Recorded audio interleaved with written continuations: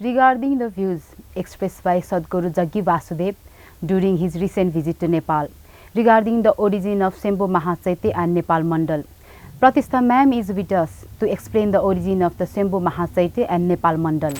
What we and many other Buddhists like us have been experiencing since Sadhguru Jaggi Vasudev's recent visit to Nepal and the unsubstantiated remarks that he made about the origins of Nepal and Swayambhu Mahachaitya has certainly made the residents of Kathmandu uncomfortable. In the past as well, he has made very misleading, baseless and false claims, stating that the Buddha merely learnt minor techniques from Shiva and that Guru Padmasambhava is none other than Shiva.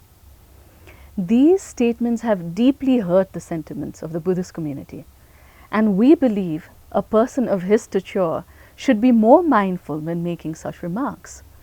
In this particular video, he has made the following remarks, and I will go through them one at a time. Firstly, he has stated that there was once a lake called Nagavasya, which was said to be inhabited by human beings of the Naga race. Now, where is the evidence for this claim? There is no proof that human beings of Naga race were the original inhabitants of this place. In fact, the Swayambhu Purana states that the Nagas, or serpent-like beings, inhabited the lake. Secondly, he has referred to Manju Devacharya, the manifestation of the great Bodhisattva Manjushri, as a great sage who dissolved into Mount Kailash.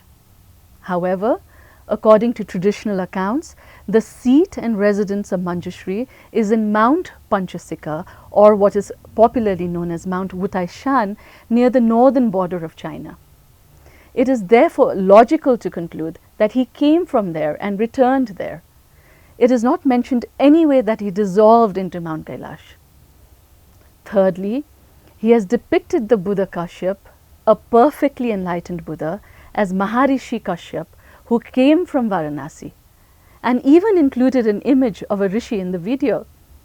It is important to note that a Samyak Sambuddha, or a perfectly enlightened Buddha, here in this case the Buddha Kashyap, and the Vedic rishi Mahakashyap are not the same individual. Their parents, offspring and deeds do not align in any way. It is not mentioned anywhere that Rishi Kashyap came here and created Swayambhu Mahachaitya. It is important to note that there were many Buddhas before Sakyamuni Buddha, as stated in the Tripitaka itself.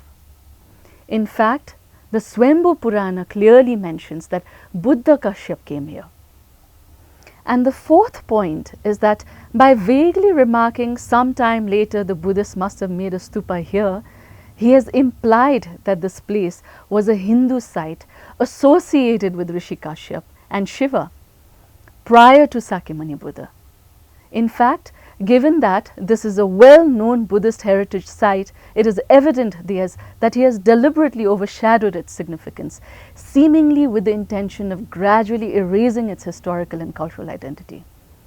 I am curious to know if there is any proof available to substantiate Sadhguru's claims, such as references in Hindu Puranas, documents, records or inscriptions.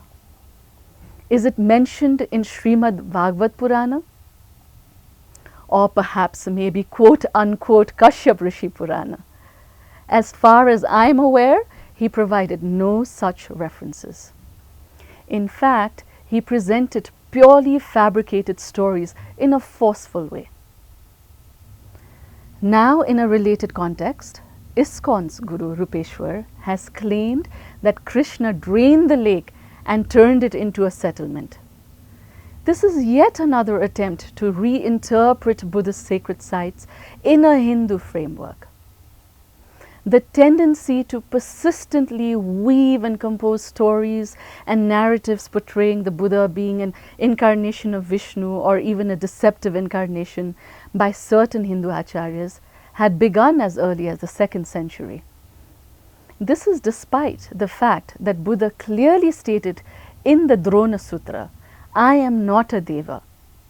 Yet this tendency still seems to persist, and such narratives distort history and attempt to push society towards religious discord and conflict.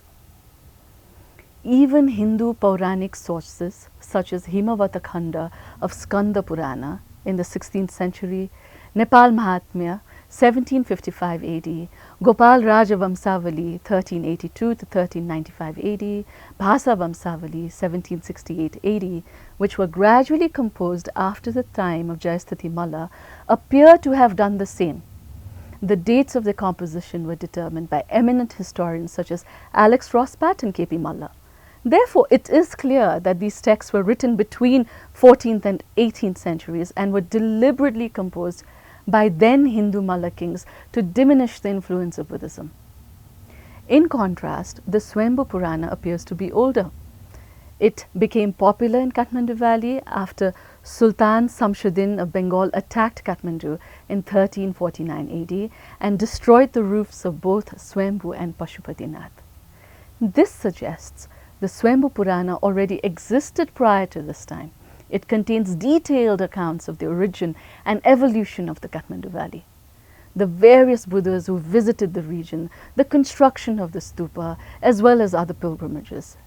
Many practices, beliefs, and the significance of many pilgrimage sites are rooted in this text. There are other historical sources also that support this. For example, an inscription of the Buddhist Lichavi king Rishadev from the 4th century states that he constructed the stupa at Swayambhu Vihara and consecrated it. And if we go further back in time, in the 1st century, it is said that the renowned Buddhist Mahayana Acharya Nagarjuna came here, visited the site and paid homage and lived there as a priest for a year. There is a Mahayana sutra named Goshringa Vyakarana Sutra, which mentions that Sariputra came to this place. And in the 5th century, the Buddhist mind-only school Acharya, Vasubandhu, who composed the Abhidharma Kosha, visited Swayambhu in his final days and passed away there. A stupa was built to enshrine his relics, which still exists to this day. In the 7th century, the Chinese Buddhist master Xuanzang visited Kathmandu and noted that because the stupa was small at the time, it was not visible from the city. And later in the 8th century, the abbot of Nalanda, Shantarakshita, came to pay homage to the stupa. All these details are recorded in Tibetan scriptures. And in fact, they also mention that the 9th century Buddhist master Padmasambhav visited the site. And according to Pema Kathang, he is said to have subdued a black naga that was spreading diseases in the area. He meditated at the site and took his consort Sakya Devi to Pharping. Although it is not clearly known who enlarged the stupa after Xuanzang's visit, Lama Yeshe has mentioned that, according to a source in the Kangyur, the great master Padmasambhava himself enlarged the existing stupa. Nevertheless, the local legends and records show that Buddhist masters from the Indian subcontinent and Tibet repeatedly visited the Kathmandu Valley to perform rituals, meditate, carry out restorations, and conduct consecration rituals. These activities are found in old Tibetan texts and be considered credible. Not only that, the structure of Swayambhu, its activities and cultural practices, and the inscriptions written and restored over various periods, as well as its festivals and customs, have all consistently remained Buddhist since ancient times. Various accounts of Buddhist masters and siddhas visiting the site to meditate, inscriptions documenting its restorations, the belief that Shantikara Acharya still resides there, and the celebration of festivals by the Buddhist Tamang community, such as the colorful jatras of Swayambhu, Jamacho, and other Buddhist festivals and activities, all affirm that Swayambhu Mahachaitya has always been and continues to be the principal pilgrimage site of the Buddhists. However, since such unanticipated encroachments have been repeatedly attempted, it is important for Buddhists to be aware of such tendencies. And likewise, it is important for non-Buddhists to understand that coexistence and tolerance are the core values of the South Asian tradition, And it is through these values that peace and harmony can be maintained for all. We as Buddhists would like to clearly express this shared understanding. Since ancient times, the culture of our South Asian region has advanced through mutual exchange of knowledge and through critical dialogue and debate. This has long been the tradition among Vedic, what we now call Hindu, Buddhist and Jain philosophies as well, that supported in keeping knowledge alive and continually refining it. However, the approach adopted by individuals like Sadhguru does not reflect this tradition of critical discourse that South Asia is known for. As a result, it does not seem to lead society towards enhancement of true knowledge. Only if we can understand this will our society begin to move towards genuine well-being. And with this wish and hope and aspiration, may all beings be auspicious and may all beings be happy.